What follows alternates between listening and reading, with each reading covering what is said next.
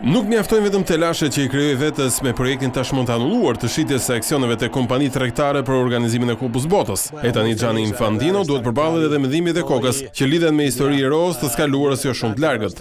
Gazeta britanike Daily Telegraph ka lëshuar një artikull bomb që akuzon kreun aktual të FIFA-s se në kohën kur ka qenë numri 2 i UEFA-s, ka lobuar për t'i dhënë kompensime të majme në para një femre që supozohet se ka qenë e dashur e tij brenda qeverisë së futbollit evropian. Sipas medias angleze, gruaja mori një shumë të konsiderueshme me 6-0 pas kur u pushua nga puna prej UEFA-s. Ajo dyshohet se kishte lidhje intime jashtëmartësore me Infantino në kohën kur ai ishte sekretari i përgjithshëm i UEFA-s.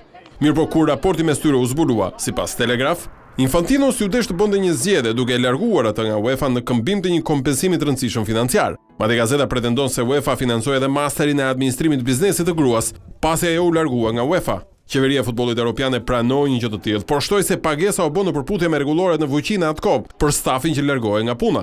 Ndërkohë përfaqësues të FIFA-s në reagimin e tyre për tabloidët britanik i mohuan fuqimisht këto akuza ndaj Infantinos, të cilat i konsideruan kategorikisht rreme.